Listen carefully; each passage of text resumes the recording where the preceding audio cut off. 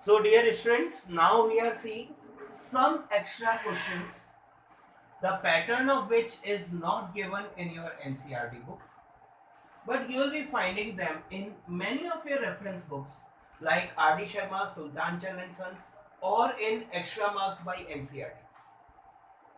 One of such kind of question is, if this polynomial x cube plus px square plus qx plus 6, p and q are missing, leaves remainder 3 when it is divided by x minus 3 and leaves 0 when it is divided by x minus 2. Find the values of p and q. Right? We have to use a remainder theorem in both the divisions. The first thing is, how shall we find the values of p and q? We'll see that. But first we will apply remainder theorem for the first part. What is our polynomial px? It is x cube plus px square plus qx plus 6. First it is divided by x minus 3. Let us put qx as x minus 3. What is the remainder? The remainder is given to be 3. That means if we solve this qx, if we find the 0 of qx, we get x value as 3. And as per the given condition, the polynomial's value at 3 should be equal to 3. Why? Because when it is divided by x minus 3, the remainder is 3. Apply this condition, we find P3 equals to 3. We put it, we will get an equation. That means we have 3q, putting 3 over here, plus P multiplied 3 square plus q multiplied 3 plus 6. This value should be equivalent to 3. Solve it out. What we get is 27 plus 9p. 3 square is 9 plus thrice q. 6 minus 3 is 3 equals to 0. Okay. Let us solve this out. What we get is 9p plus thrice q, 27 and 3. It makes 30 plus 30 equals 0. Since we can take common out 3 from all these, so we divide it by 3. What we get is thrice p plus q plus 10 equals 0. Let us mark this as the first equation. Okay. What is the second condition given? It leaves 0 when divided by x minus 2. Now what is dx over here? Gx is x minus 2. If we put x minus 2 as 0, we get value of x is 2. And because remainder is 0, that means polynomial's value at 2 should be 0. Remainder is 0. That means we put in polynomial x as 2, that is twice cube plus p multiplied 2 square plus twice cube plus 6, and this should be 0 because the remainder is given to be 0. We solve this. As usual, we take the variable p and q first. We get 4p plus twice q. 2 cube is 8 plus 6 is 14 equals 0. Again, it is totally divisible by 2. We divide it by 2. What we get is twice p plus q plus 7 equals 0. Let us mark this as second equation. Now what I observe, in the first equation p and q are there, in the second equation p and q, two variables are there. If I somehow remove any one variable, I can find the value of the second variable. What we can do for that, we can subtract first and second equation. That way q will be cancelled and we can find the value of p. So what we can do, we subtract second from first. That means we are writing first in the top, thrice p plus q plus 10 equals 0. We are writing the second one below it, twice p plus q plus 7 should be 0. For subtracting, we have to change the signs. What we see is positive q, negative q gets cancelled. Thrice p minus twice p is p. 10 minus 7 is 3 equals 0. This implies p has got value as minus 3. If we put the value of p as minus 3 in any of first or second, we will get the value of q. Let us put in first. Put p in first. What we get is 2 multiplied minus 3. Okay, let us put in second. Plus q plus 7 equals 0. What is that? Minus 6 plus 7. Q plus 1 is 0. Or value of q is minus 1. In this question, the only thing that we have to take care is, in this pattern of question, mostly when we have two variables, we are given two remainders by two different divisions. We have to use the remainder theorem, obtain equation in every case, and eliminate one of the variables to find the value of both the variables. The second pattern of question that we are having is the polynomials this and this. They leave the same remainder when they are divided by x minus 2. Find the value of a. This means that now we are given two different polynomials.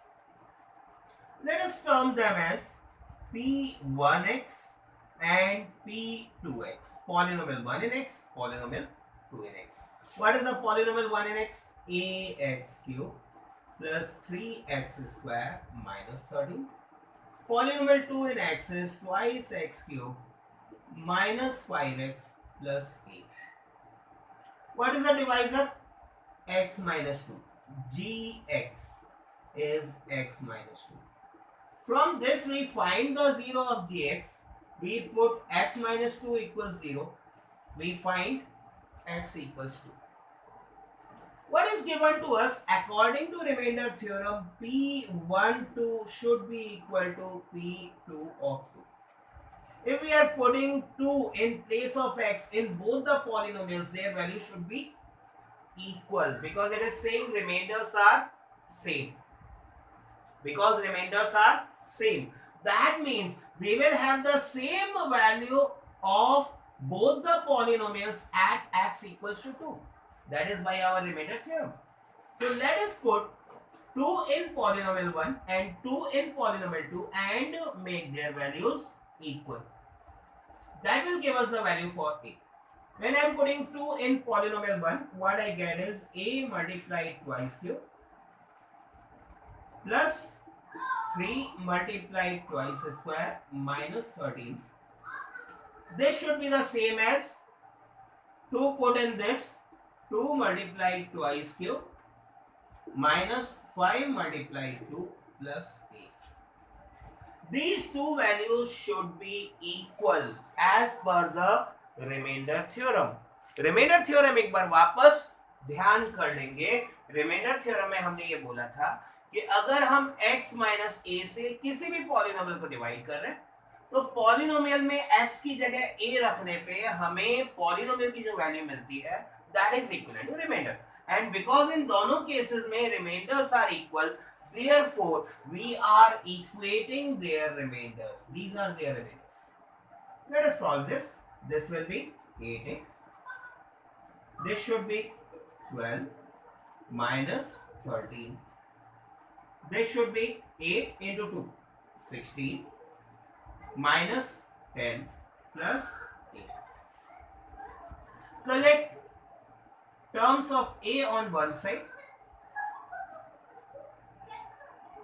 send the other numerical terms over the other side. A brought over here, 8a minus a should be the same as 6. That is 6. This should be minus 1. Brought over other side should be plus 1.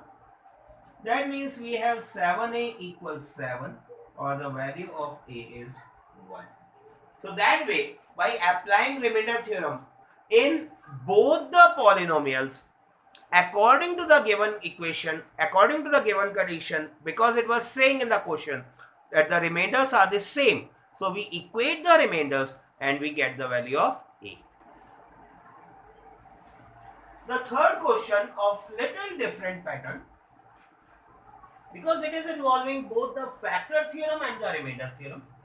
What it is saying is, if this polynomial having two unknown values a and b has x plus 2 a factor and it leaves remainder 4 when divided by x minus 2, we have to find the values of a and b.